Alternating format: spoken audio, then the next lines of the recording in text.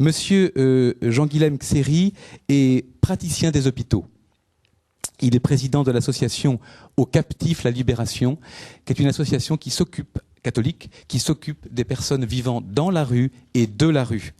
Il est membre du Conseil national des politiques de lutte contre l'exclusion, où il a remplacé Martin Hirsch, l'ancien patron d'Emmaüs et maintenant haut commissaire aux questions des inégalités sociales. C'est donc d'une place de praticien que je vais tâcher d'aborder cette question de la jouissance et de la pauvreté. Quand elle m'a été proposée, l'association de ces deux mots a suscité, je ne vous le cacherai pas, des sentiments assez divers, allant de la perplexité à une impression aussi de provocation, voire d'incongruité. À dire vrai, le débat semble aujourd'hui assez évident et souffrir de peu de discussion. En quelque sorte, la jouissance serait du côté de la réussite, du bonheur, de la bénédiction, alors que la pauvreté se situerait du côté de l'échec, de la punition ou de la malédiction. Jouissance et pauvreté se présentent donc comme deux sœurs ennemies, incompatibles l'une avec l'autre dans leur réalité et inconciliables dans leurs principes.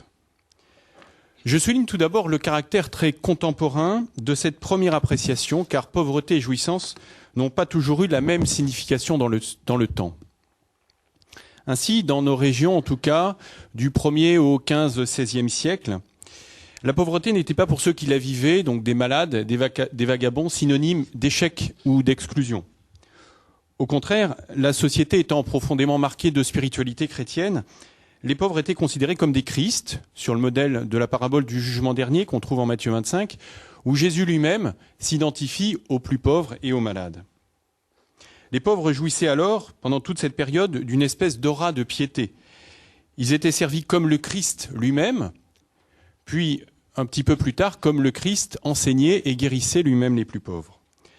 La question de leur place dans la société ne se posait pas, comme actuellement, le regard porté sur eux étant essentiellement mystique et religieux.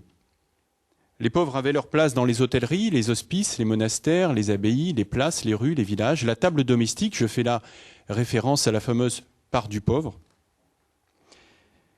comme en témoignent les fresques des églises, en particulier, je pense là à l'église de Conques ou aux fresques de la basilique de Vézelay.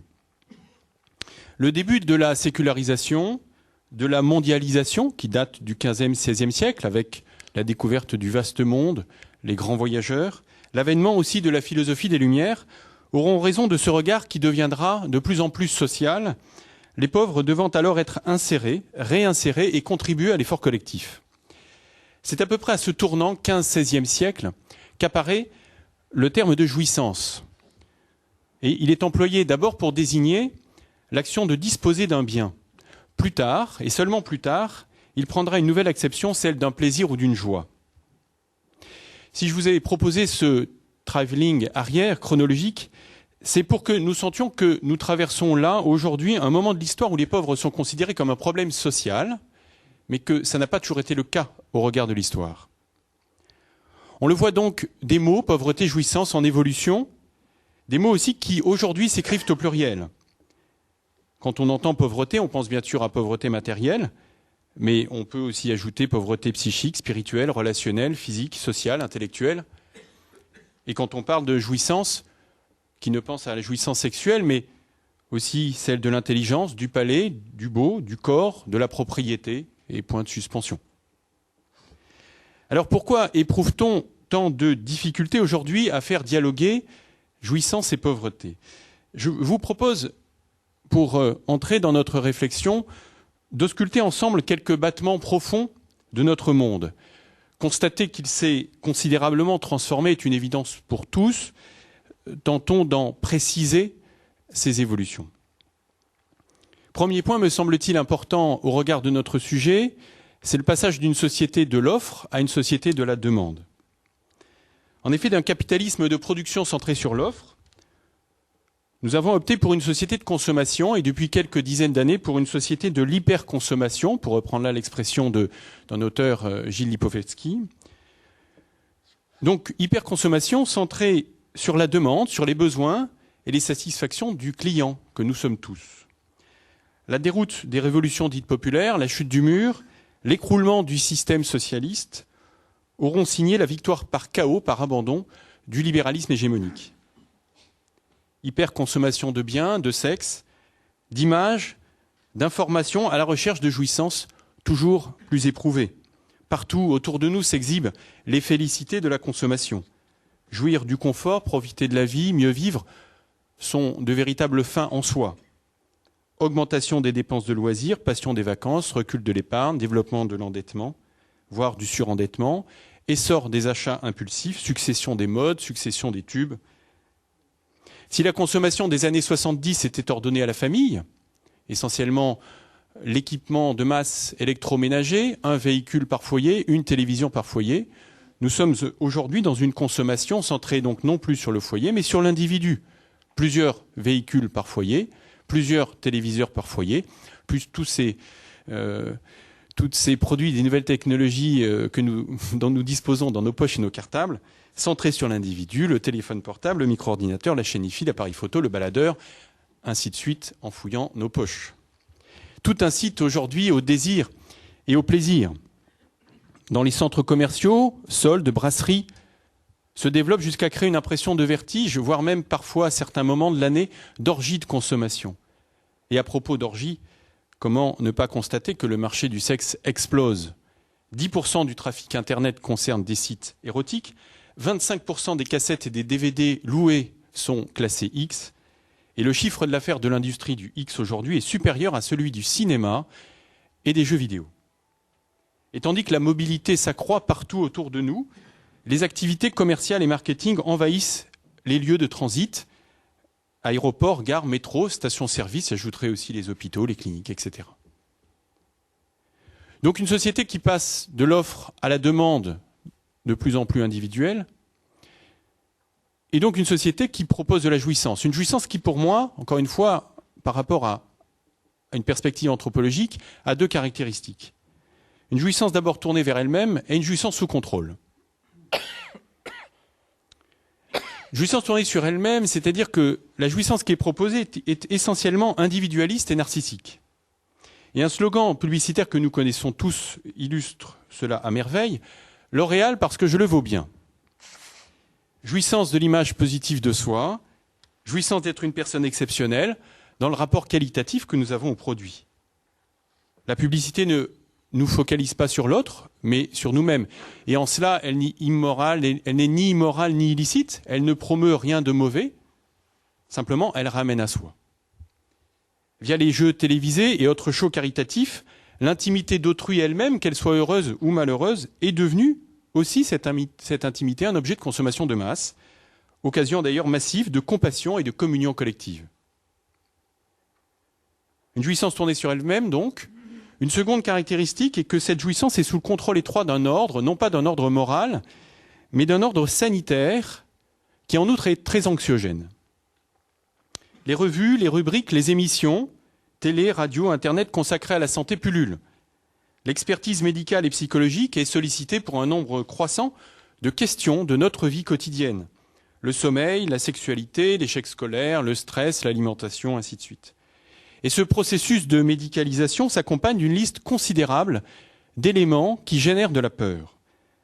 Les OGM, qui vont tous entraîner des mutations, les ondes du téléphone qui donnent la tumeur du cerveau, le neurinome, le cannabis, des troubles du comportement, l'air et l'eau qui donnent le cancer, le sexe qui donne le sida, la viande qui donne la vache folle, le voisin, enfin ainsi de suite.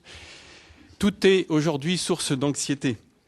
Et un symbole, je dis bien un symbole, est représenté par la mise sur le marché de la fameuse pilule bleue produite par le laboratoire Pfizer. J'évoque là bien sûr le Viagra. Innovation incontestable en pharmacologie clinique et utile pour un certain nombre de couples. Cette pilule, je dis bien un niveau symbolique, est aussi la marque que la jouissance aujourd'hui s'obtient sur prescription et sur prescription médicale. D'un côté donc, recherche frénétique de plaisir et de l'autre, un matraquage de risques inquiétants, anxiogènes, dès qu'on aborde un petit peu trop cette jouissance. Une société de l'offre vers la demande, une jouissance centrée sur elle-même et sous contrôle sanitaire. Une troisième caractéristique me paraît importante, c'est que cette hyperconsommation ne s'appuie plus sur une vision optimiste du progrès et des connaissances, mais sur une croyance, dans un monde que l'on dit athée. Je crois qu'il s'agit là d'une croyance, d'une foi, dans la conquête du bonheur par la profusion de biens et de leur jouissance. Et ce monde de la jouissance est comme une religion, avec quelques caractéristiques. Une religion sans transcendance, une religion messianique qui annonce le salut par l'abondance des biens, et une religion sacrificielle. Le thème a été savamment abordé ce matin, mais je dis bien sacrificielle. Les riches accumulent sans cesse davantage de biens, jouissant de désirs éveillés par le marketing et la technoscience. Alors que les pauvres, eux, accentuent leurs sacrifices dans l'espoir illusoire de satisfaire peut-être un jour leurs rêves. Peut-être peut-on se dire que les slogans des annonceurs sont bien superficiels. Pourtant, ils jouent avec notre aspiration la plus profonde, être débarrassé de notre mortelle pesanteur. Il n'est que là de visualiser les images des silhouettes avec lesquelles nous nous levons le matin. Je parle des silhouettes qui sont sur les emballages de nos céréales, mousse à raser, déodorants et autres produits de douche. Ces silhouettes signifient la souplesse, la légèreté, le sourire, la clarté, la perfection des courbes et, plus profondément, une incapacité manifeste à souffrir et surtout une inexpérience évidente et définitive de la mort. Société de la jouissance donc, mais le résultat est-il vraiment, réellement à la hauteur des idéaux du marketing, du médical et du médiatique? Malgré les apparences, cette production de jouissance narcissique et sous contrôle se paie cher et au détriment de beaucoup.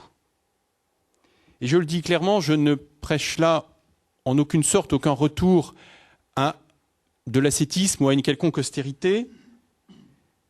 Mon propos est plutôt de réfléchir ensemble aux inégalités inacceptables que génèrent les excès de l'hyperconsommation. Première inégalité, peut-être la plus fondamentale, c'est ce clivage entre les riches et les pauvres.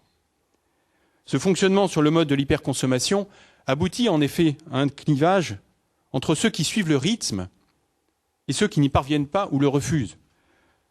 Entre les individus par excès, qui sont dans la consommation de jouissance, de performance, de succès, de relations, de sollicitations, et les individus par défaut, les laissés pour compte.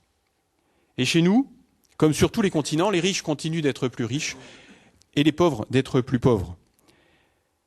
L'économique et le technoscientifique ont pris le pas sur les dimensions humaines et spirituelles, et la société d'hyperconsommation s'est comme repliée sur elle-même, creusant le fossé entre les riches et les pauvres. Je profite de ce moment pour bien souligner que la pauvreté n'est pas qu'un concept économique. Elle concerne autant les biens matériels que symboliques. Elle affecte le temps libre, l'amitié, les modes de pensée et de parole, la vie spirituelle aussi. Donc un clivage entre riches et pauvres, et cette hyperconsommation, ce mode de jouissance a des coûts, des prix. D'abord un coût économique et social. Quelques chiffres qui n'ont pas vocation à être exhaustifs ni d'être d'une précision absolue, parce qu'en ce domaine on sait les incertitudes. Mais dans notre pays, environ 250 000 personnes vivent dans la rue, où l'espérance de vie est de environ 45 ans. 3,5 millions de personnes vivent sous le seuil de pauvreté. 1 million minimum sont bénéficiaires du RMI. Et 5 millions sont à la CMU, la Sécurité sociale des pauvres. Autre contingent de personnes qui, sans être dans la misère, vit la précarité, qui se compte là en plusieurs millions chez nous. Si le PIB, qui est donc l'indicateur de richesse du pays, si le PIB a doublé depuis 1975, le nombre de chômeurs a quadruplé. Et ces personnes qui vivent cette précarité sont dans l'incertitude du lendemain, du loyer à payer, de l'emprunt à rembourser, de la cantine des enfants à régler, du découvert bancaire. Et à cette anxiété objective s'ajoute la violence et la culpabilité de ne pas profiter, de ne pas jouir, et pire pour certains, de ne pas faire profiter et faire jouir leurs enfants ou leurs proches de ce qui s'affiche partout. Un coût économique et social, un coût psychique aussi. Ce fossé entre les individus par excès et par défaut se voit aussi parmi ceux qui ont un toit. Il n'est qu'à voir les manifestations de ce que l'on appelle aujourd'hui la souffrance psychique, cette forme moderne de la difficulté d'être et d'exister, caractérisée par des symptômes à la fois corporels, psychiques et existentiels. Cette souffrance s'exprime à tous les âges de la vie.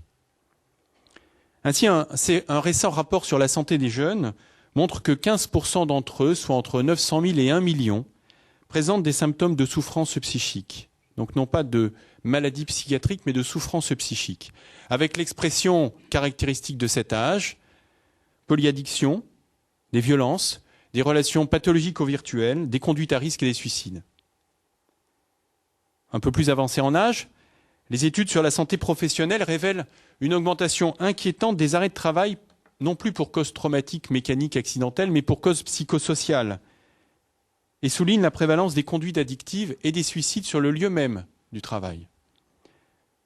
Suicides, tout comme chez les seniors, pour lesquels le taux est en constante augmentation, et si on prend comme référence la tranche d'âge des 15-24 ans, le taux est 5 fois plus élevé à 65 ans, 10 fois plus élevé à 85 ans. Stress, dépression, anxiété se développent dans notre pays sur un mode quasi épidémique. La consommation des psychotropes, chacun le sait, atteint chez nous des sommets. Plus d'un Français sur 4 en consomme régulièrement. Et dernier chiffre que je citerai, 1,2 million de personnes sont suivies régulièrement pour des troubles psychiques et mentaux. Coût économique et social, coût psychique, coût écologique aussi. J'évoquerai simplement les inondations, sécheresses, dévastation du milieu ambiant, conséquences écologiques évidentes aujourd'hui de ce mode d'hyperconsommation qui ne nous concerne pas directement dans notre pays, mais que j'évoque volontiers ici, parce que les premières victimes de ces désastres écologiques sont les plus pauvres, et en particulier les plus pauvres de notre planète. Et enfin, apparition de nouvelles pathologies, des sollicitations excessives de jouissance à la tyrannie du plaisir, pour reprendre l'expression de Jean-Claude Guilbault.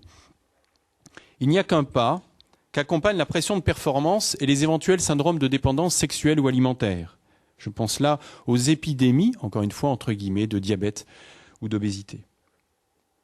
Ainsi, Freud et ses disciples, à son époque, expliquaient les névroses et les frustrations à leurs patients en disant « Vous ne pouvez pas jouir à cause des interdits de l'Église, des interdits moraux, familiaux, sociaux. » L'analyse permettra de débloquer la situation. Aujourd'hui, le travail de la psychanalyse pourrait consister à résister aux injonctions idéologiques à la jouissance. Briser un petit peu cette injonction en disant au sujet qu'il lui est permis de ne pas jouir. Le message du psychanalyste contemporain ne serait plus « on va vous aider à jouir », mais plutôt « vous avez le droit de ne pas jouir ». Ce mode de jouissance, on le voit de façon rapide et non exhaustive, a donc des conséquences complexes. Économiques, écologiques, sociales, psychiques, médicales. En outre, il va conditionner le regard que l'on porte aujourd'hui sur la pauvreté. À la différence des 15 premiers siècles, la pauvreté sera définie aujourd'hui sur le mode du manque et de façon culpabilisante. Comme le dit très bien une campagne publicitaire qui est parue très récemment, le 15 mai 2008, campagne publicitaire portée par un loueur de voitures propres. Le slogan était « Les pauvres sont dégueulasses, ils polluent ». Dépêche AFP du 15 mai 2008. Les pauvres sont souvent affublés du préfixe « sans », sans abri, sans domicile, sans papier, sans avenir, enfin ainsi de suite.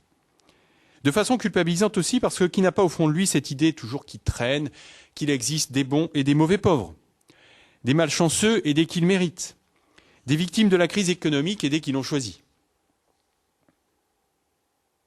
Et dans le même temps, ce mode de jouissance n'a de cesse de faire disparaître tout ce qui pourrait gêner, entraver son épanouissement, donc ceux qui ne vivent pas dans cette jouissance. J'oserais dire, en paraphrasant un grand auteur, « Cacher ces pauvretés, ces souffrances que je ne saurais voir ». L'évolution de nos centres-villes en est un bon exemple. Ils sont transformés aujourd'hui en espaces de distraction. La ville de la société industrielle était ordonnée à la production, celle d'aujourd'hui au loisir et au plaisir. Des plages urbaines apparaissent dans une cité dorénavant dédiée au divertissement et au shopping. En contrepoint, et je dis bien en contrepoint, les arrêtés anti-mendicité se multiplient, rétablissant de fait la criminalisation de la pauvreté. Des arrêtés anti-bivouac sont parfois pris, privant alors les SDF du droit simple d'être à la rue. Dans les centres commerciaux, les vigiles évacuent les clochards ou les SDF trop abîmés, image de marque oblige. Dans les gares, des poubelles sont installées en lieu et place des points de rencontre des miséreux. Quant aux bancs, ils ont disparu, trop suspects de risquer d'attirer les sans-abri. À New York, c'est la mise en œuvre de la politique dite de tolérance zéro dans les espaces publics. À Londres, les mendiants et SDF sont interdits de voie publique. En effet, la ville hédoniste, la ville de la jouissance, doit respirer le propre, l'écologique et le sensuel. La pauvreté est donc un contraire de ce monde de l'avoir et de la rationalité technique. Pauvreté et jouissance sont donc bien deux sœurs ennemies, car la première fait peur à la seconde. Essayons de voir plus précisément pourquoi. Je le dis très clairement, il n'y a pas dans mon propos ni dans ma pensée la moindre apologie de la pauvreté, pas la moindre considération pour sa recherche comme une fin en soi. Tout doit être mis en œuvre pour réduire la pauvreté en tant qu'elle est déshumanisante. Et en cela, je souscris aux propos de Paul Ricoeur quand il dit « Impossible d'être avec les pauvres sans être contre la pauvreté ». Mais lutter contre la misère ne doit pas empêcher de se laisser interpeller par elle, se laisser interroger par la question qu'elle pose, et qui fondamentalement est celle de la vulnérabilité de l'homme et de l'homme vivante et mortel. Aller au-delà des échecs personnels et collectifs qu'elle représente pour prêter l'oreille à ceux qui cherchent à se dire à travers elle. Cette société de la jouissance, et ceci nous fait approcher des rives de l'éthique, tente en réalité de faire disparaître tout ce qui lui rappelle la mort. J'illustrerai ce point à partir des réalités de la rue dont nous sommes tous témoins. Vivre dans la rue ne signifie pas forcément passer tous ses jours et toutes ses nuits dehors, mais qu'une grande partie du temps est passée sous le regard des autres, sous notre regard. Pour ceux qui y vivent, la rue est le lieu de tous les possibles. Habitat, fonction biologique, se nourrir, boire, uriner, déféquer, et fonction sociale aussi, rencontrer, vendre, mendier. La rue se présente comme l'ultime limite, l'extrême réceptacle de leur souffrance.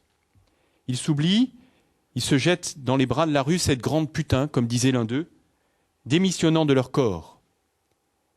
Il n'y a plus de frontières, le bitume devient leur peau, il existe alors quelque chose de charnel entre eux et la rue. Cette relation fusionnelle au trottoir malmène le corps et la raison. Alcoolisme, mycose géante, gangrène, infection putride, folie. Plus la désocialisation est importante, plus le territoire se rétrécit et a tendance à se confondre progressivement avec l'enveloppe corporelle. Se laver est oublié, l'odeur devient presque identitaire, outil puissant et futile de marquage de son espace.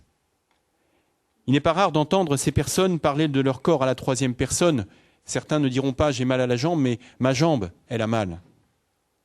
Et en s'approchant, en s'abaissant, il est alors difficile de ne pas sentir des odeurs du bitume, de ne pas percevoir les exhalaisons du trottoir, les odeurs et exhalaisons de la mort. Qui n'a jamais vécu cette scène où un SDF est écroulé sur le trottoir? On passe, on s'interroge, il est mort ou il est vivant, il ne bouge plus là. On hésite, on regarde d'autres passants qui ralentissent pour certains, accélèrent pour d'autres. On ne sait pas quoi faire, on le touche, on appelle les pompiers, on s'interroge, on s'approche, on voit qu'il respire. On est soulagé, ce n'est pas un cadavre. Pas cette fois, en tout cas. Une personne de la rue connue de nous, voyant une photographie du linceul de Turin, eut cette remarque: ce tissu, c'est comme mon trottoir. Oui, la mort. Voilà ce qui se cache derrière toute pauvreté, celle du corps de l'exclu, du malade, de la personne âgée, de la personne handicapée ou même isolée. Tapis derrière de multiples visages, la pauvreté ultime, ontologique, commune à tous se révèle, la mort. En réalité, la mort est la réalité du pauvre, elle est sa compagne. Tout se passe comme si cette jouissance voulait faire disparaître la mort, et donc les pauvretés en tant qu'elles en sont les signes annonciateurs, en tant que la pauvreté en est l'anticipation. Peut-on jouir alors que la mort est si proche, que notre vie ne tient qu'à un fil, que nous sommes finalement aussi fragiles et vulnérables? On peut se prémunir de la pauvreté matérielle, rarement de la maladie, jamais de la mort. Alors tout se passe comme si nous voulions, pour jouir tranquillement, mettre à distance et au silence les pauvretés et surtout ceux qui la vivent. Alors, jouissance et pauvreté, deux sœurs ennemies, définitivement? Si notre société tente à couper les liens qui existent entre elles, quel dialogue possible? Quelle articulation envisager? Dans une perspective anthropologique, ces deux sœurs sont d'abord des expériences.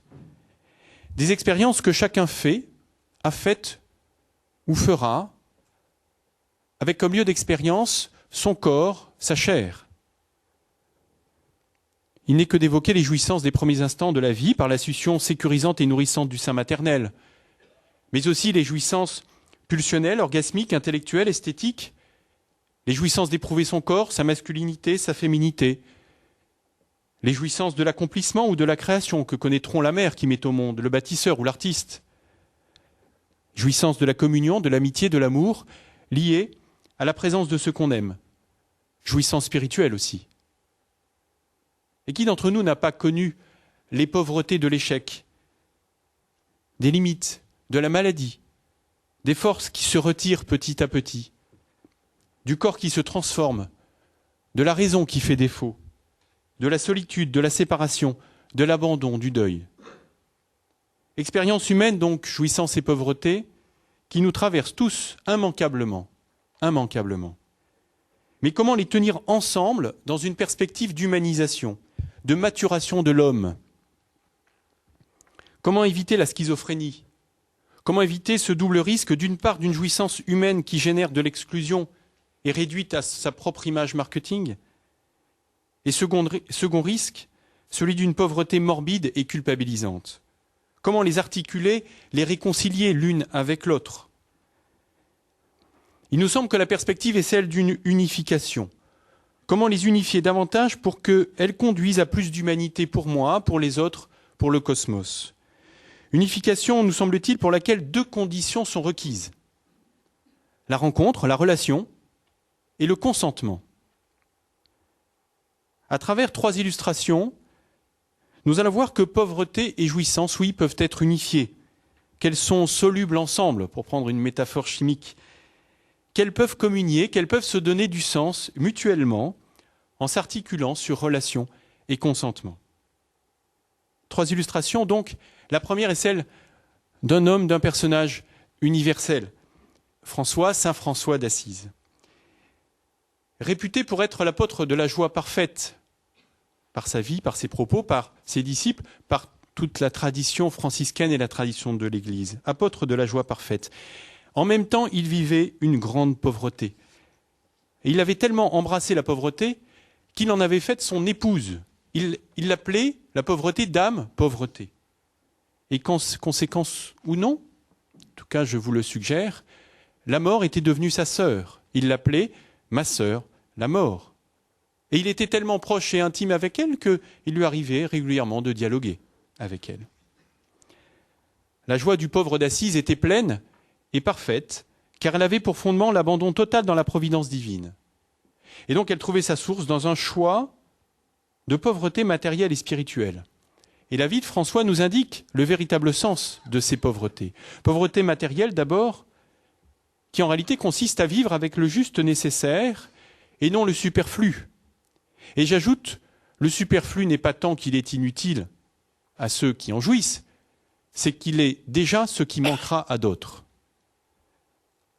Pauvreté spirituelle aussi, où François nous indique que les biens ne sont pas à nous, mais pour nous, au service d'une rencontre et d'un partage. Deuxième illustration sera aussi une personne plus contemporain, qui est Gandhi. À New Delhi, un monument lui est consacré. Et on peut y lire « Évoque le visage de l'homme le plus pauvre et le plus abandonné que tu aies vu. Et demande-toi toujours si le pas que tu vas faire sera de quelque utilité pour lui. Va-t-il y gagner quelque chose? Va-t-il promouvoir en lui la maîtrise de sa propre vie? En d'autres termes, va-t-il l'aider à trouver son autonomie et à devenir responsable à son tour parmi les millions d'hommes et de femmes qui souffrent de la faim matérielle et spirituelle? Alors, tu verras tes doutes et le souci de toi-même s'évanouir. La troisième illustration sera celle de l'étreinte charnelle. L'image de la jouissance est souvent accolée à celle de la mort dans ce registre. Georges Bataille l'a explicitement évoqué en surnommant l'orgasme la petite mort. Quant aux poètes, nombreux ont-ils été à célébrer combien l'étreinte est l'occasion d'expérimenter la jouissance et le trépas. Je meurs entre les bras de mon fidèle amant et c'est dans cette mort que je trouve la vie, écrivait au XVIIe siècle Hortense de Villandieu dans un poème appelé Jouissance. Jouissance profonde dans l'union à l'autre et l'abandon en son corps, d'autant plus accompli que l'abandon est profond. Passer de la possession voluptueuse à la dépossession amoureuse. L'abandon jusque dans sa misère. M'aimeras-tu encore dans ma vieillesse, quand mes plus beaux atours seront morts et enterrés ? Se demandent aussi en creux les fiancés le jour de leur mariage. À travers ces mentions, je veux illustrer 3 choses. D'abord que l'authentique jouissance n'est pas narcissique, mais en relation. Dans une relation qui nécessite un abandon à l'autre. Ensuite que cette fragilité ontologique devant la mort, pour devenir humanisante, nécessite un consentement. Et enfin que l'attention aux plus pauvres est un chemin de sortie de soi. Expérience d'un décentrement où l'homme accepte de n'être ni son origine ni sa fin. Refuser de ramener les choses à nous pour les centrer sur un autre. Se laisser traverser par un élan vers un au-delà de notre vie et de notre présent. Consentir à une pauvreté qui permet d'être disponible à la relation. Pauvreté comme occasion de laisser de la place à l'autre, comme occasion de rencontre. L'art baroque nous illustre cette dynamique de façon éclatante. De la sculpture de Sainte Thérèse du Bernin aux peintures du Gréco, représentant les corps et les visages de l'humanité en extase, l'état intérieur que les artistes cherchent à exprimer est celui où l'homme est ouvert et disponible à un Dieu qui agit en lui en visitant son âme. Les grands mystiques catholiques ne manquent pas qui témoignent de leur expérience intime de jouissance intérieure par la place qu'ils laissent à Dieu dans leur âme. Bien sûr, François de Sales, Ignace de Loyola, Thérèse d'Avila, Jean de la Croix. Chemin de vie dans la sortie de soi, jouissance dans l'altérité. Laisser de côté la dépendance de l'enfant et l'illusion d'indépendance de l'adolescent pour entrer dans l'interdépendance, quelque chose comme « oui, j'ai besoin de toi ». Pauvreté consentie qui devient alors une occasion pour laisser l'autre me rencontrer. Rencontre qui, loin de combler mes désirs, les renouvelle. Non pas jouir de l'autre, ce serait en faire un objet, le chosifier, le réifier, comme disent ceux qui travaillent en éthique, mais jouir de nos présences respectives. Le moi s'éveille par la grâce du toi, nous dit le philosophe Gaston Bachelard. Parler de présence, c'est parler de l'autre et de cette rencontre avec l'autre qui est une personne. Et dans une rencontre de personne à personne, il y a un je et un tu, où la relation fait prendre conscience à chacun de son altérité. La présence cherche l'appel et l'écoute. Elle est ouverture et offrande à l'autre. La rencontre de l'autre comme source de jouissance, derrière laquelle peut-être nous pouvons maintenant discerner le visage de la joie. Cette appellation nous conduit aux seules vraies questions. Cette joie de la rencontre renforce-t-elle mon désir de vie ? Cette joie de la rencontre me donne-t-elle à aimer davantage ? Le pauvre est précaire. Étymologiquement, ce mot vient du latin précare, prier. Le précaire, le pauvre est celui qui prie, celui qui demande, celui qui se fait demandeur. Condition pour appeler l'autre à le rencontrer. Et si nous découvrions que notre aspiration la plus profonde n'est pas tant la jouissance en tant que telle, celle dont nous pourrions disposer à notre guise, mais par-dessus tout la présence de l'autre, la présence des autres dans notre intimité. Peut-être y a-t-il là un chemin pour mieux comprendre Jésus quand il dit « Heureux les pauvres, le royaume de Dieu est à vous, et heureux les pauvres de cœur, le royaume des cieux est à eux. » Jésus qui lui-même sur la croix, devant sa mort, s'est fait demandeur en disant « J'ai soif ». À l'articulation de cette pauvreté et de cette aspiration à la joie se trouve l'hospitalité. Elle est comme un espace où peuvent s'éprouver ensemble jouissance et pauvreté, où les fragilités de chacun peuvent se dire, se déployer, laissant alors la place pour la rencontre, pour la joie de la présence.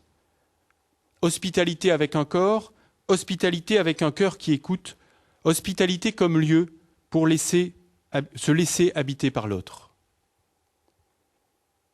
Et pour poursuivre et continuer à nous accompagner, je vous propose de nous transporter dans le temps, fin du XVIIIe, début du XIXe, à quelques kilomètres d'ici, 350 kilomètres exactement au nord-est de Moscou, pour nous retrouver à Sarov, au fin fond d'une forêt bien inhospitalière. Je nous laisserai cheminer avec un ermite que certains connaissent, Séraphin de Sarov. C'est un homme qui vivait dans une grande pauvreté, en réalité un dénuement extrême et complet. Pourtant, à chaque fois qu'il recevait un visiteur, il le saluait en ces termes : « Ma joie, Christ est ressuscité, ma joie ». Dans l'état de dépouillement extrême qui était le sien, l'arrivée d'un autre humain prenait alors la densité d'une véritable visitation. Ce fou en Dieu nous interroge : pour trouver la joie dans une simple rencontre, ne faut-il pas avoir consenti à faire hospitalité à nos pauvretés respectives ?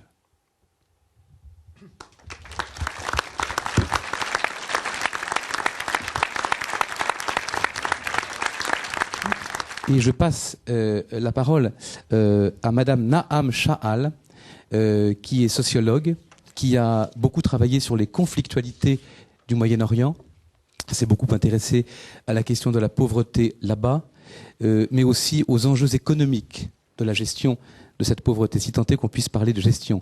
Madame, votre exposé s'appelle « La pauvreté aujourd'hui, ça n'arrive pas qu'aux autres ». Je vous laisse la parole.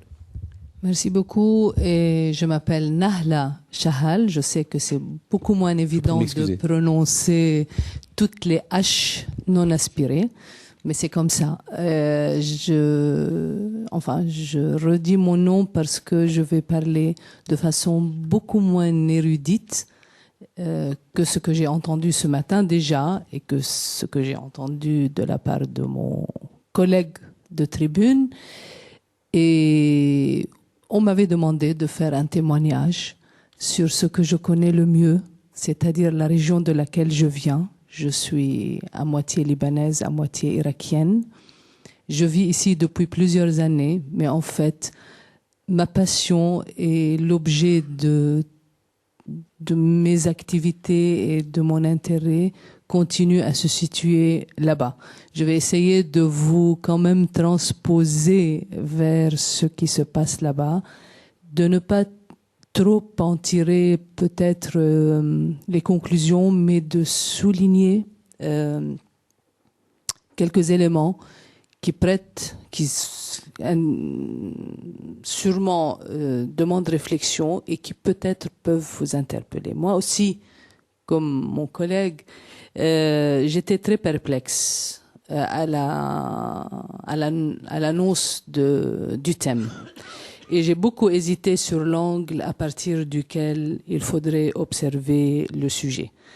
J'ai fini par me raisonner, par délaisser l'envie de discuter de l'opportunité de la dualité jouissance et pauvreté, considérant que leur complicité ou leur opposition ne rendrait pas compte de la complexité du lien qui les sous-tend. Je vais juste vous exposer des cas tirés d'un tableau de la situation de cette région à laquelle j'appartiens et que je connais mieux que d'autres. Pas celui des cas extrêmes et pas du tout pour vous sensibiliser ou vous émouvoir, mais en relevant ce qui me semble être le plus significatif et interprétable. C'est-à-dire exactement la direction que prend le mouvement de ces dernières années. Je considère que c'est ça la définition de la lucidité et que cette lucidité peut, ou j'espère du moins, on peut espérer, montrer ce qui nous est commun. Alors que je vous parlerai d'un endroit qui vous semble sûrement beaucoup loin, très loin, ce qui est comparable, mais aussi ce qui est interdépendant entre nous.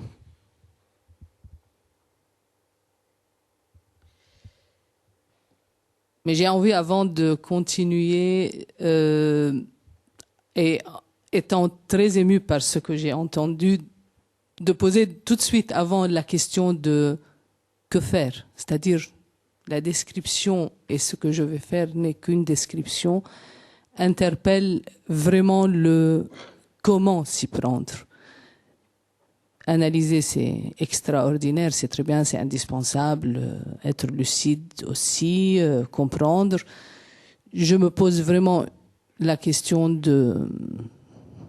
des méthodes pour que ça change. Mais bon, ça fait partie probablement du débat.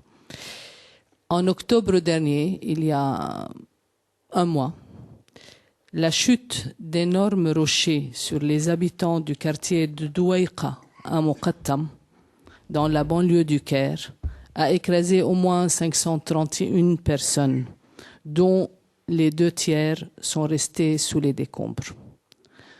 Douaïqa est un des quartiers des chiffonniers, une population qui vit du tri des poubelles de la capitale égyptienne. C'est d'ailleurs parmi eux qu'a vécu sœur Emmanuelle, qui vient de nous quitter et pour laquelle j'ai toujours eu une énorme admiration et sur laquelle j'ai écrit en arabe pour la présenter à un public qui peut ne pas la connaître. Dans la ceinture de misère qui entoure le Caire vivent 11 millions d'êtres humains, un peu plus de 60% de la population du Grand Caire, de cette mégapole qui est le Caire. Tous dans des quartiers, pas tous des chiffonniers, évidemment que non, mais tous dans des quartiers construits sans infrastructure. Ce qu'on appelle là-bas les ashwaiyat, et le mot désigne le désordre et l'imprévu, ce qui n'est pas prévisible. Tous sont des anciens pauvres. J'insiste sur les notions d'anciens et de nouveaux pauvres. Peut-être j'essaierai d'expliquer pourquoi. Ils l'étaient quand ils ont quitté leur région rurale et le reste depuis, de père en fils. Il faut noter que lors de cet accident de l'effondrement des rochers, la police est arrivée bien avant les ambulances. Ça aussi a une grande signification.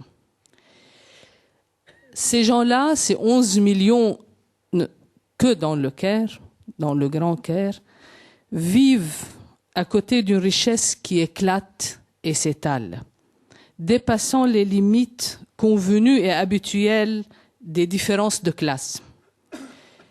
Se sont multipliées durant les 10 dernières années en Égypte les zones privatives des quartiers résidentiels complètement isolés par des murs et par des barbelés, par des gardes armés, où s'étalent à perte de vue des terrains de golf, des piscines, que vous le croyez ou pas, dans la conscience comme ça impulsive des gens, il y a un lien entre ces nouvelles villes et l'éclatement, par exemple, de la question de l'eau. Durant l'année dernière, il y a eu plusieurs grèves, plusieurs sit-ins dans les régions rurales d'Égypte parce que beaucoup de villages, pas loin du Caire, étaient complètement privés de l'eau potable. Je ne parle pas de ces ashwaiyat où il n'y a pas d'eau potable, où je vous dispense de vous décrire, je me dispense de vous décrire la situation. D'ailleurs, les mobilisations sociales en Égypte, juste la dernière année, sont au nombre de 1000 presque grèves et sit-ins. Certains qui sont relatifs à l'eau ont scandé un slogan qui disait « Nous avons soif dans le pays du Nil ». C'est aussi vous montrer les contradictions qui s'accumulent devant les hommes. Aussi, situation toute nouvelle et paradoxale pour ceux qui d'entre vous connaissent le Caire, les vieux quartiers résidentiels, ceux des plus riches d'il y a 50, 60 ans, n'étaient pas du tout isolés et inaccessibles. Mais je pense que l'isolement entre les quartiers des bidonvilles et les quartiers des nouveaux riches, cet isolement total, cette coupure, cette rupture totale est une tendance mondiale. Je pense avoir compris que même en France, il y a maintenant des endroits qui sont de l'ordre de ce genre de résidence complètement fermés et inaccessibles. Il y a aussi une autre dimension que je voudrais soulever, qui est la prédominance exclusive de la narration de la situation par les nouveaux riches. En exemple, par exemple, les séries télévisées qu'on peut voir sur la télévision égyptienne et sur les télévisions arabes, qui nous montrent tous des villas avec des piscines, enfin, rien à voir avec la réalité du quotidien, ni de la société égyptienne, ni des sociétés arabes. Peut-être les quelques petits émirats du Golfe qui n'ont pas de population propre à elles, mais qui emprisonnent aussi et maltraitent la population émigrée de la main-d'œuvre pakistanaise, Bangladesh et tout. Mais ce que nous voyons dans les séries télévisées et qui répandent une image de soi est en complète rupture avec la réalité même des classes moyennes aisées de ces sociétés. Je pense que la question de la narration et la question de la parole, je ne serai pas moi qui vous dirai à quel point la parole est quelque chose d'extrêmement importante dans toute construction sociétale. Mais plus grave encore, il y a les valeurs référentielles que mon collègue de tribune avait si bien examinées concernant la société française et occidentale, mais aussi dans cet endroit, dans cet autre endroit du monde. Ces valeurs référentielles dominantes qui ne parlent plus que de la consommation et de la réussite individuelle. Sous ces cieux-là, presque impossible pour la majorité écrasante de la population. Cette différence est majeure aussi, et je voudrais la souligner, entre des sociétés d'abondance qui rentrent actuellement en crise à cause de l'éclatement de ce qu'on appelle les subprimes, mais qui cachent une crise beaucoup plus importante et qui ne fait que débuter, et des sociétés familières avec la pauvreté et le dénuement. En plus de tous les handicaps, je n'ai pas l'habitude d'intervenir en français, donc j'essaie quand même de ne pas faire trop d'erreurs, si ce serait que pour ne pas vous vexer quand même, par respect pour vous. En Égypte, par exemple, il n'y a plus du tout de propagande, même si je vais utiliser ce terme tellement abject, mais pour un projet commun. Une vision collective de soi. Il n'y a plus. Qu'on soit d'accord, qu'on ne soit pas d'accord, la nationalisation, par exemple, du canal de Suez, le grand barrage, tout ça était effectivement des projets nationaux dans lesquels pouvait se projeter et considérer se réaliser une nation. Ceci n'existe plus du tout. Le discours étatique, gouvernemental, mais aussi le discours dominant, même intellectuel, ne se réfère plus du tout à des projets d'avenir, à une projection de la réalisation collective et commune de soi. Si bien que l'Égypte, par exemple, n'a plus cette place dans la conscience arabe.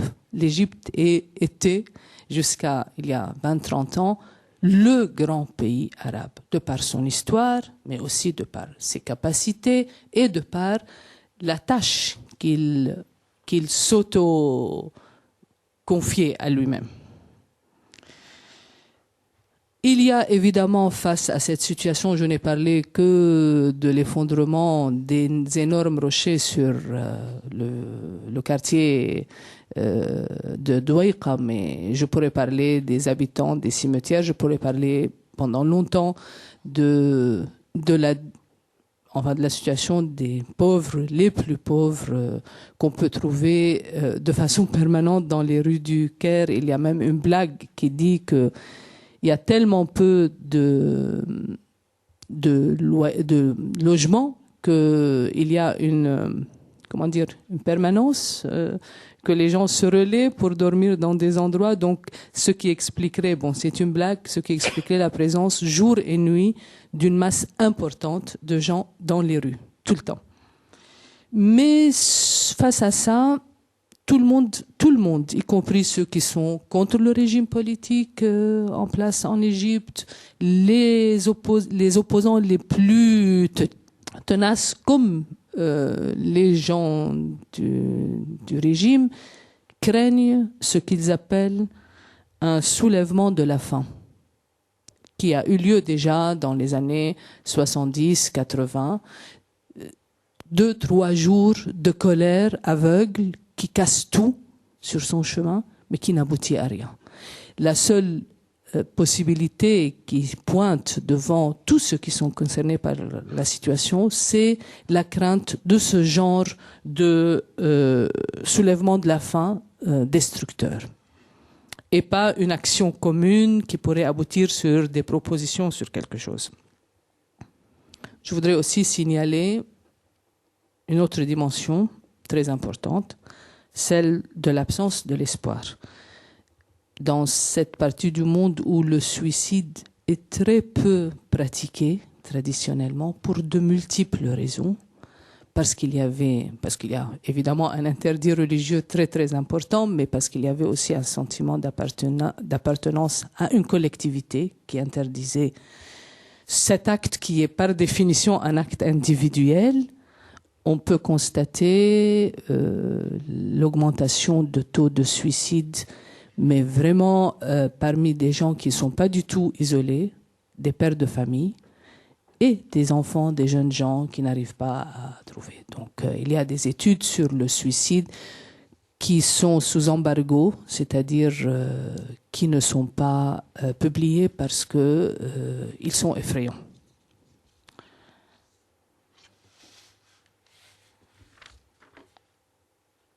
Par ailleurs, je voudrais aussi souligner, je jette comme ça des éléments de discussion, j'espère, la signification de la position du gouvernement égyptien après ce drame de Douaïqa. Il ne reconnaît jusqu'à maintenant que la mort de ceux dont les corps ont été extradés. Les autres, qui sont restés sous les rochers, n'existent pas. Déjà, ils n'étaient inscrits nulle part, parce que c'est des quartiers nés de nulle part. Et donc, le gouvernement soutient que si, ce sont 113 victimes, même si des familles viennent et disent « mais les 5 enfants sont sous les décombres », pour le gouvernement, n'existent que ceux dont le corps palpable a été extradé de sous les rochers. Les autres n'ont aucune existence. C'est quand même un élément, une dimension, je pense, très très importante et très significative. Sous un ciel qui n'est pas si loin de l'Égypte, je voudrais aussi vous parler des 2 millions d'Irakiens qui ont fui leur pays durant les 2 dernières années. Que les 2 dernières années, ceux qui sont comptabilisés par les organismes de l'ONU, suite évidemment à l'occupation de l'Irak par l'armée américaine et à l'exaspération des conflits internes due à une désintégration totale de toutes les structures en place. Cet exode est qualifié par l'ONU comme le plus important depuis 1948, celui des Palestiniens. Proportionnellement, ils étaient 700 000 à sortir, mais par rapport au nombre d'habitants. Un nombre équivalent de déplacés à l'intérieur de l'Irak, qui ont perdu, qui ne peuvent plus rester dans leur village, leur ville, leur quartier, dans les villes, et qui sont en exode interne et qui, pour la majorité, vivent dans des camps et pas dans d'autres villes et d'autres villages et pas chez le voisin ou le proche ou le cousin. Ce sont de nouveaux pauvres qui deviennent la majorité de la population dans un des pays les plus riches du monde.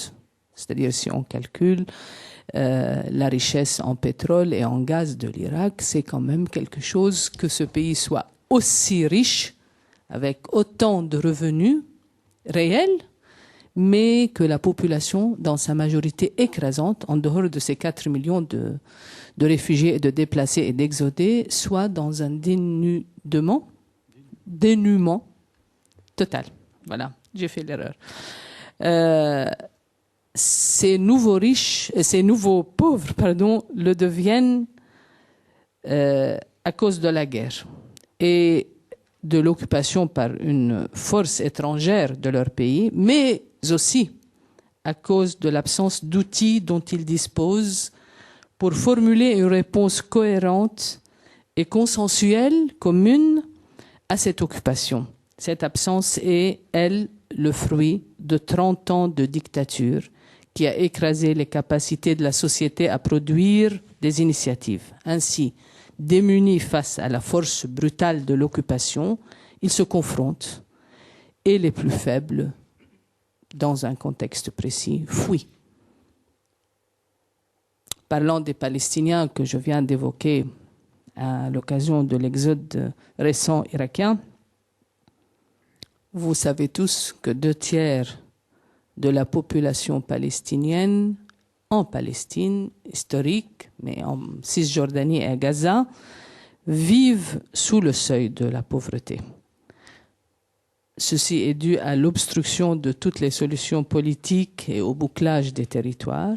Il y a une famine à Gaza, une famine réelle qui a poussé là, il y a quelques jours, les responsables des Nations Unies à sortir de leurs réserves, à faire les contacts, à essayer de débloquer une situation.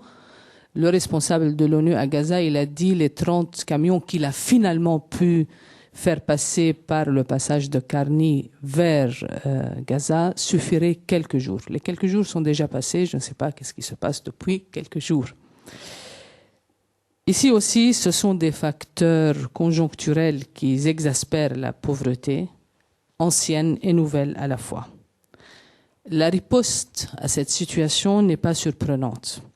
Quand ce n'est pas le refuge dans des mouvements islamistes qui donnent un sens et une collectivité à ces jeunes gens, pour la majorité écrasante, 2/3 de la population dans ces parties du monde ont moins de 30 ans, naît un mélange d'attentes passives. J'ai posé beaucoup la question à des amis qui ont pu sortir de Gaza, mais comment vous passiez pendant tous ces mois votre temps? On joue aux cartes chez les uns et les autres quand on peut. On passe la journée à jouer aux cartes. Il y a aussi, évidemment, en plus de l'attente passive, des tentatives de débrouillardise de toutes sortes, grappillées auprès des ONG internationales qui restent là quand ils restent là, la contrebande, les salaires distribués aux milices opposées et jusqu'à la collaboration avec Israël, avec la force occupante, l'ennemi. Le tout est dicté par la nécessité stricte liée aux besoins vitaux, sûrement. Mais aussi, durant mon enquête, je n'ai pu que relever, noter et vous transmettre un phénomène contingent assez révélateur. Qu'il y a une propension à avoir les gadgets supposés futiles dans ce contexte.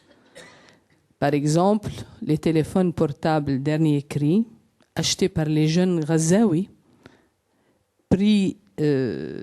au prix de dettes et d'activités limites, sinon franchement dangereuses. Ça peut vous paraître anecdotique, mais c'est très révélateur. Ce sentiment qu'il faut absolument posséder ça. On n'a rien. Et à la maison, il n'y a pas à manger. Mais le jeune homme se sentirait humilié s'il n'a pas, ou la jeune fille, ce téléphone dernier cri, donc il est prêt à tout pour l'avoir. Le Liban, que vous connaissez plus ou moins bien, enfin, c'est ce qu'on me dit, que la France connaît bien le Liban. Derrière le devant de scène luxueux et festif, l'étroitesse de la superficie du pays, tout petit, rend la contradiction encore plus poignante. Ce n'est qu'à 500 mètres de la rue Verdun, avec les enseignes qui rappellent l'avenue Montaigne à Paris, que se trouvent les quartiers de misère, le sinistrement très connu camp de Sabra et Shatila, où vivent des réfugiés palestiniens, et qui est devenu, avec les années, un lieu d'habitation de tous les pauvres non libanais, parce que quand même, il y a dans tout ça des hiérarchies et des séparations. Kurdes, Syriens, Irakiens. Alors que s'entassent dans des bidonvilles voisines des Libanais qui quittent les régions rurales en totale faillite, ces régions rurales. Le champ de la discussion au Liban est occupé par de toute autre problématique. Vous n'entendrez pas parler, même si vous êtes assidu et vous lisez et vous essayez, vous n'entendrez pas parler de cette situation qui quand même est majoritaire dans le pays. Il y a d'autres discussions politiques, communautaires, confessionnelles, etc. Ces discussions finalement masquent cette réalité ou créent une autre réalité virtuelle.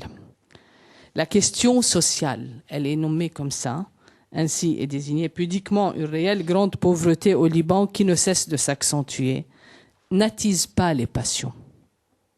Les passions d'abord des Libanais, c'est-à-dire on est hébété devant la capacité des uns et des autres à se fâcher, à se révolter, à aller jusqu'au bout sur des questions de partage de pouvoir, de qui est plus important que l'autre, etc.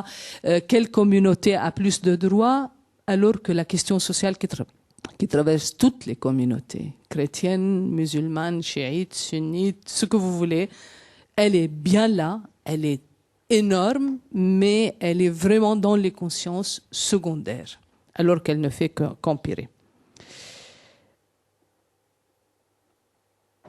S'installe par contre une économie parallèle, encore une économie parallèle, après celle qui s'était installée durant les années de guerre civile, qui était une économie parallèle bien quantifiable. Celle-là, depuis plusieurs années, est celle des aides clientélistes. Tout aspirant à une notabilité politique crée un centre dit de soutien social et distribue des boîtes de nourriture, des bons valables pour payer des opérations dans les hôpitaux, des inscriptions dans les écoles. Par la présence... Excusez-moi. Je vais m'y tenir aux 5 minutes, j'espère. Enfin, un troisième exemple, des études sociologiques que j'ai eu la chance de participer, auxquelles j'ai eu la chance de participer, des enquêtes journalistiques, ont mentionné la multiplication de réseaux de prostitution, notamment dans le Grand Beyrouth. Il y a évidemment des prostitutions, il n'y a pas une seule prostitution. Je parle ici de celle des plus pauvres, où exercent dans des taudis, parfois dans des voitures, au bord des routes, de très jeunes filles, irakiennes surtout, filles de ces déplacés qui s'entassent à Damas et à Amman, mais aussi des Kurdes et des Syriennes. Et elles se replient pour vivre vers ce camp de Sabra et Shatila, entre autres. On peut parler ici de nécessité absolue qui aurait poussé ces filles à se prostituer et leurs familles à faire semblant de ne pas savoir où est-ce qu'elles sont, où est-ce qu'elles vivent, quand ce n'est pas un frère ou un oncle qui organise l'activité. La prostitution des jeunes Libanais se développe elle aussi, avec une vitesse et une étendue incomparables avec l'état du phénomène il y a 2 décennies, par exemple. Là aussi, la prostitution est hiérarchisée sur des niveaux différents. Au plus bas, par nécessité absolue, vitale, mais dans d'autres classes où on a pu la signaler et l'étudier pour améliorer son niveau de vie. Quand j'ai posé la question à des étudiantes dans des universités qui pratiquent une toute autre prostitution que celle de la rue de ces petites irakiennes, essentiellement, elles m'ont dit que c'était le seul moyen d'avoir tout ce qu'elles en ont envie d'avoir. C'était quand même... Il faut ajouter à tout ça un élément qui est celui de la banalisation du phénomène dans des sociétés pourtant conservatrices. Celui qui justifie par une toute autre nécessité qui s'impose aux esprits comme si elle était vitale, celle de posséder certains produits, des portables, des habits, des voitures, de pouvoir s'acheter, ce qu'on m'a dit, ce dont on a envie, l'envie devenant infinie, créant le besoin. Et c'est là que je voudrais aussi commenter ce que vous avez dit. Nous ne sommes pas uniquement dans des sociétés de consommation ou de besoin. On crée le besoin aussi, de toute pièce. Ça devient un besoin qui pouvait ne pas l'être. Et ça, je pense que c'est l'inverse de la production capitaliste par définition, où le marché satisfaisait aux besoins. Là, on crée d'abord les besoins et après le marché suit. Ce qu'on appelle avec indulgence le consumérisme. Je pourrais continuer longtemps ainsi, vous parler d'autres endroits du monde arabe, d'autres problèmes comme celui majeur de ces immigrés dont la Méditerranée est devenue le tombeau, cette mer étant le plus grand cimetière humain. Mais je veux juste finir par 2-3 commentaires, juste pour tenter d'interpréter les exemples que je vous ai présentés. Dans tout ce qui est décrit auparavant, on constate une désagrégation, sinon une destruction du lien social. D'abord, il n'y a plus de relation, comme je vous ai dit, entre ces milieux, entre les 11 millions de la ceinture de misère au Caire et les nouveaux riches. Aucun point d'intérêt ne les relie. Les premiers ne sont plus les travailleurs exploités des seconds, pas directement. Idem pour les Irakiens et les Palestiniens, déplacés et rendus misérables à cause de guerres et d'occupations, donc c'est assez flou quand même ce qui leur arrive. Leur pauvreté n'est pas facilement définissable pour eux. La masse majeure de la population dans ces pays et dans les autres pays de la région, je pense au Maroc, à l'Algérie, à la Syrie, est soit au chômage permanent ou quasi permanent, soit dans la survie grâce à l'économie informelle, ce qu'on appelle aussi avec pudeur l'économie informelle, dans laquelle rentre tout. On s'approche ici de ce que j'appelle sans crainte la notion de population en trop. Ces gens-là n'ont plus besoin d'être, ils survivent. Mais le lien social n'est pas que tributaire de la structure des rapports de production et de l'activité économique. Son ciment étant un ensemble de valeurs communes partagées et une perception de soi, et là aussi, la destruction du lien social est manifeste par l'altération des critères, du système d'appréciation, des règles, des références normatives et surtout de la projection dans l'avenir dont je vous ai parlé. En Occident, on parle de flottement généralisé des valeurs. Peut-être il faut le définir de la même manière. Le collectif était le garde-fou des sociétés arabes en contrepartie de l'individualisme qui a commencé avec les Lumières, des sociétés occidentales modernes dont on espérait que les défauts sont compensés par la présence des institutions étatiques et des mécanismes de régulation qu'elles génèrent. Ce collectif s'exprimait via une multitude de sphères de solidarité sociale. Je prends les 2 exemples de la prostitution et la distribution d'aides clientélistes pour vous dire qu'il n'en est rien. On ne peut pas être dans une collectivité solidaire et faire prostituer sa fille, sa sœur, sa femme. Et dans une forme de je ne vois pas généralisée de la part des autres, personne n'intervient. Et la distribution, cette fameuse pratique qui est très répandue au Liban, des petits cartons d'aide et des bons pour aller dans les hôpitaux, en fait, n'est pas de la charité du tout, même dans sa définition la plus étendue. Elle crée une sorte de rivalité, même au sein des voisins, parce que quand même, il faut qu'on prouve toujours à celui qui distribue qu'on est les plus misérables et qu'on a le plus besoin de cette aide, et que le voisin ou la voisine qui est venue et qui a dit qu'elle fera une opération à son fils, en fait, elle ment, et c'est moi qui dois faire l'opération à mon fils. Et ça crée vraiment une situation de délabrement de la solidarité initiale dans la société et surtout entre les pauvres. Je dis pour terminer que chez nous, la misère, la corruption, la répression et la guerre sont liées.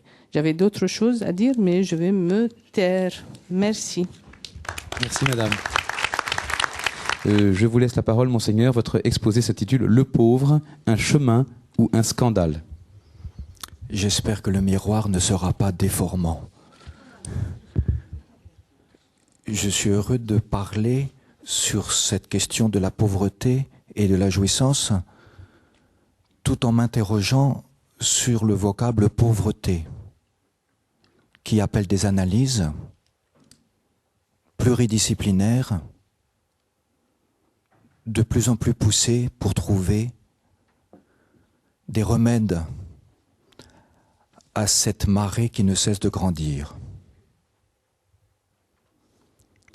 Mais je me suis dit qu'au lieu de parler de la pauvreté, je voulais considérer le pauvre.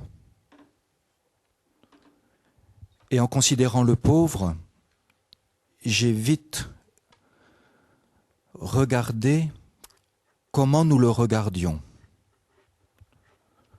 Soit comme une fatalité. Les pauvres, vous les aurez toujours avec vous.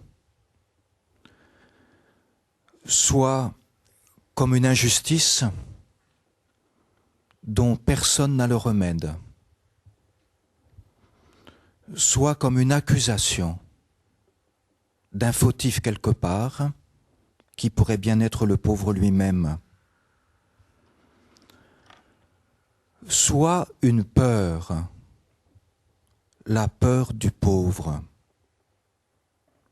Et finalement, pour éviter cette peur, pour ne pas entrer dans cette accusation que l'on pressent injuste, pour ne pas sombrer sous le poids de la fatalité qui accable,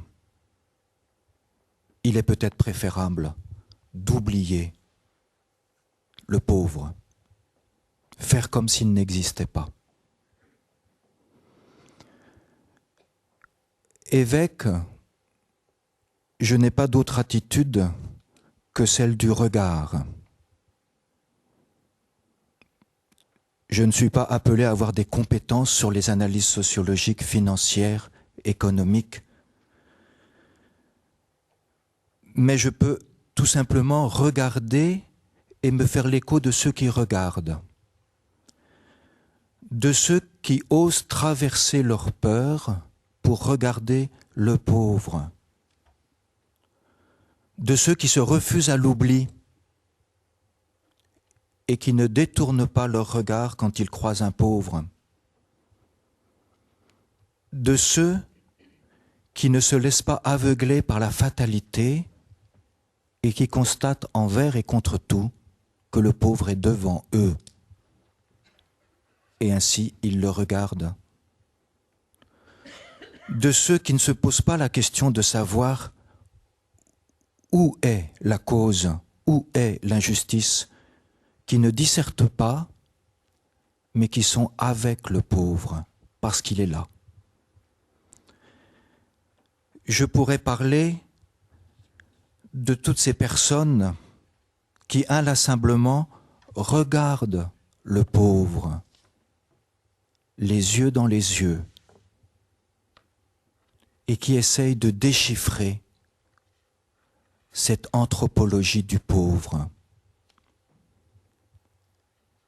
Mais je pourrais surtout parler de ces personnes qui se laissent instruire par le pauvre, que ce soit Franck, 37 ans, polyhandicapé profond, que ce soit Jeanne, en invalidité complète et permanente, et qui m'a dit qu'elle avait senti qu'elle pouvait basculer en une seconde sur son lit d'hôpital vers la non-vie, comme elle m'a dit.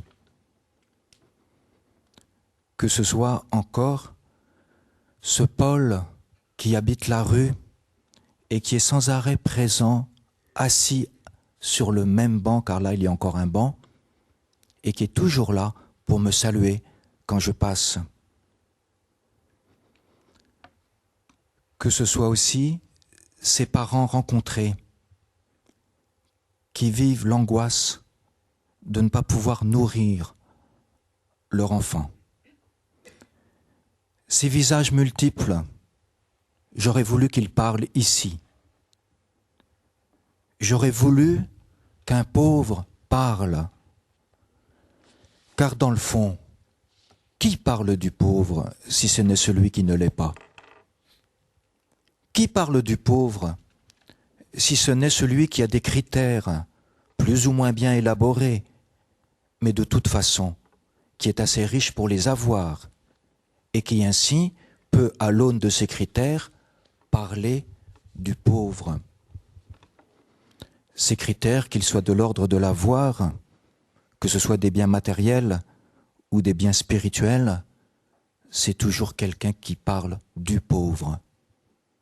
Mais le pauvre, parle-t-il de lui-même? J'ai connu cette femme qui a osé dire « Je suis le pauvre ». Que pouvait-elle bien dire d'elle-même quand le pauvre, quand elle parlait d'elle-même? Que peut bien dire le pauvre de lui-même quand il parle? Le pauvre, est-il capable de parler d'un autre qui aussi est pauvre? Comment parle-t-il du pauvre? Quel qualificatif donne-t-il quand le pauvre lui-même parle d'un autre que nous-mêmes nous appelons pauvre? Bien sûr, nous pourrions là aussi élaborer par mode de comparaison des discours divers et variés sur le pauvre. Ou encore, par mode de comparaison, nous pourrions entendre des pauvres parler d'autres pauvres. Mais que dit-il de lui-même? Parfois, nous entendons un cri. Ce cri a des résonances multiples. Il peut être coloré par la pauvreté qui accable le pauvre. En tous les cas, c'est un cri. Ce cri peut être une revendication. Ce cri peut être encore une revendication tout à fait légitime, qui n'est pas la revendication face à une injustice. Le pauvre crie par rapport à ce qui lui est inaliénable, comme c'est inaliénable à un riche. Il crie ses droits inaliénables, ses droits à avoir des parents, ses droits à avoir de l'eau, ses droits à avoir un ami, ses droits à être considéré comme un homme. Comme me l'a rapporté cette femme qui habite Nantes, atteinte d'une maladie dégénérative, dépendante en tout de tous, qui avec 2 doigts peut écrire sur sa machine, et qui m'a écrit cette lettre. Est-ce qu'on me laisse dire que moi, j'ai le droit de vivre? Car il me semble que le pauvre est quelqu'un qui est en manque de quelque chose, en manque de quelqu'un, en manque d'un regard, en manque spirituel, matériel, bref, en manque. Sa relation est marquée du sceau du manque.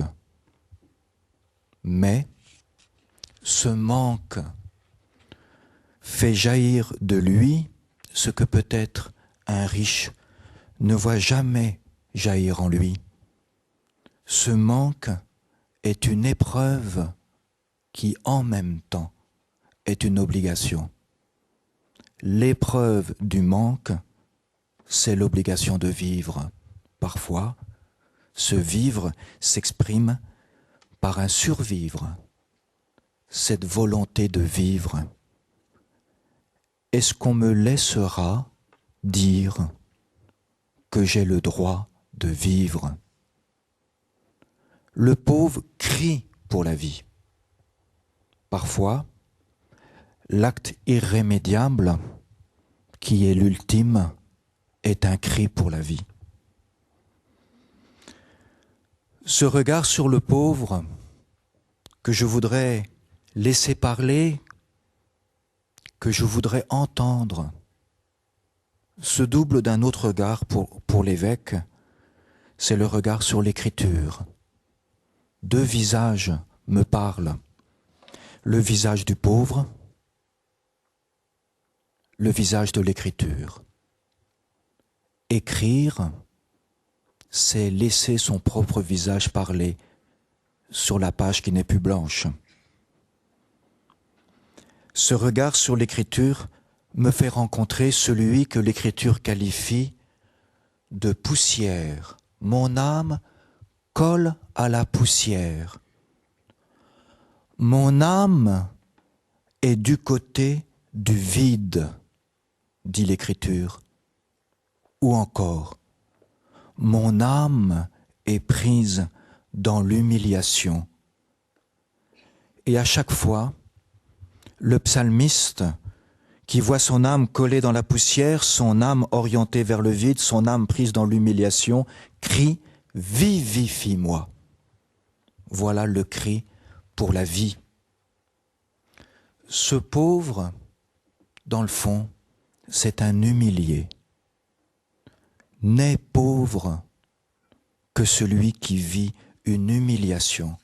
Dans l'Écriture, cette humiliation, c'est celle de ce que nous appelons aisément dans le livre d'Isaïe, le serviteur souffrant.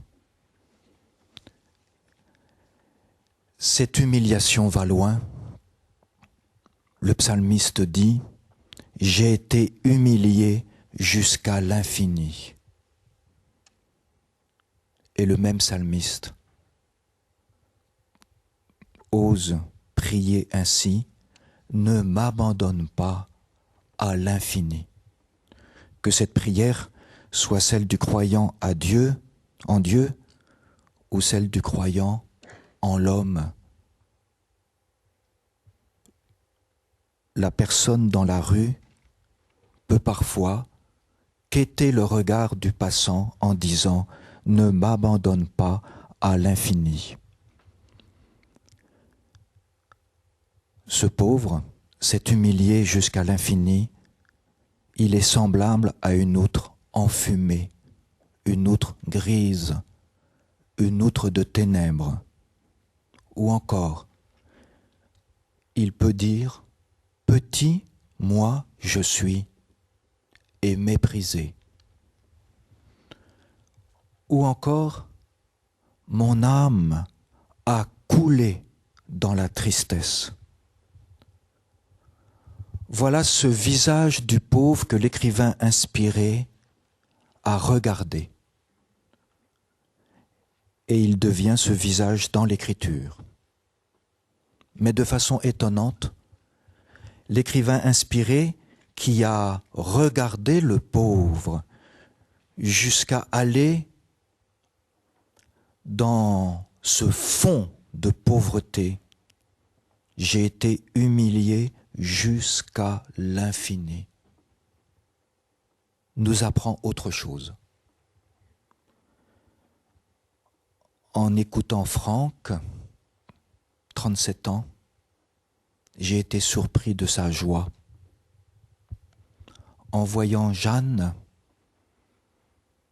me raconter qu'elle était à 1 seconde de basculer dans la non-vie, j'ai été surpris de l'épaisseur de sa vie, comme si je rencontrais la vie. C'est le sentiment que j'ai eu en rencontrant cette Jeanne, mère de famille. Et nous avons cette phrase tout à fait surprenante dans l'Écriture sainte. Avant que je sois humilié, moi, je m'égarais. Faut-il donc être humilié pour ne pas s'égarer ? Et le même psalmiste continue, « Il est bon pour moi que j'ai été humilié. » Un pauvre peut-il laisser par son histoire transformer son cri en la reconnaissance d'une bonté d'être humilié ? Et ça va encore plus loin, le psalmiste ose écrire « Par fidélité, tu m'as humilié ». Ce tu, c'est Dieu, c'est l'homme. Le crucifié l'a été par la main des hommes. Mais voici que le psalmiste qui regarde le pauvre, et qui regarde le pauvre jusqu'à laisser le pauvre reconnaître « j'ai été humilié jusqu'à l'infini », est en même temps celui qui discerne le pauvre comme un chemin. Avant que je sois humilié, moi, je m'égarais. Comment est-ce possible de trouver le chemin par l'humiliation, d'être sur le chemin grâce à l'humiliation? Il est bon pour moi que j'ai été humilié. Le psalmiste continue de laisser courir sa plume, aiguisée par son regard, en laissant parler le pauvre. Si ton enseignement n'était pas mes délectations, car la jouissance dans l'écriture, mot très rare, est toujours mis au pluriel. Si ton enseignement n'était pas mes délectations, alors je me perdrais dans mon humiliation. L'adversité et la détresse m'ont trouvé. Tes commandements sont mes délectations.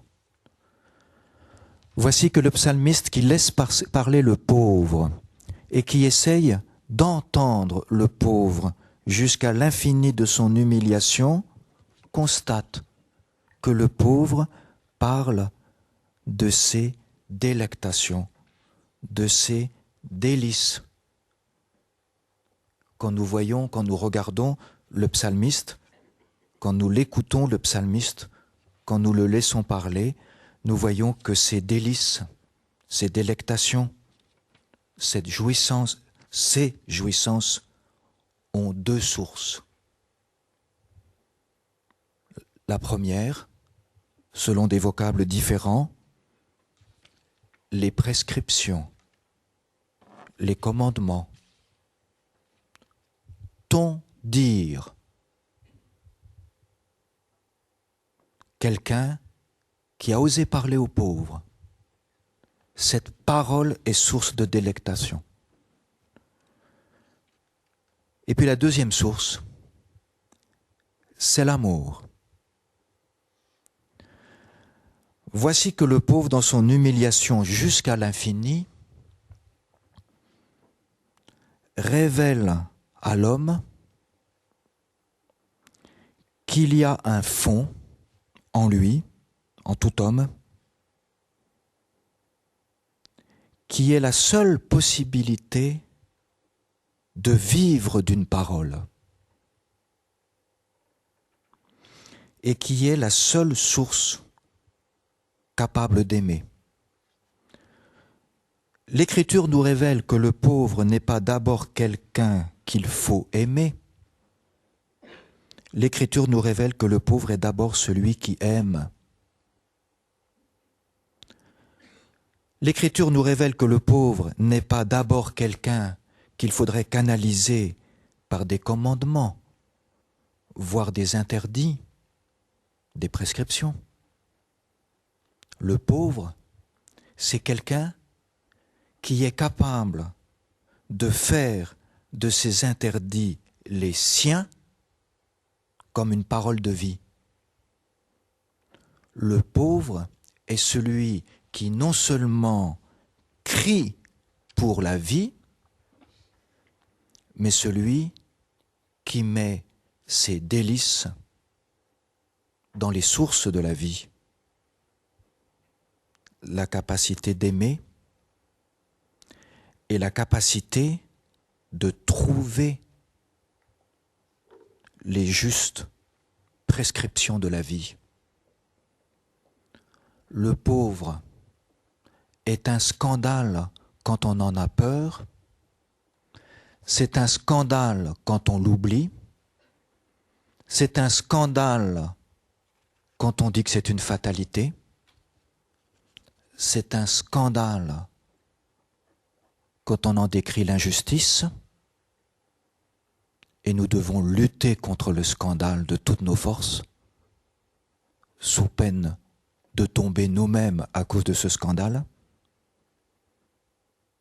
Mais quand on n'a pas peur du pauvre et qu'il est un homme que l'on sait regarder, il devient un chemin de vie en nous dévoilant les sources de la vie, la capacité d'aimer et la capacité de se dresser, comme dit le psalmiste, son propre chemin qui conduit à la vie.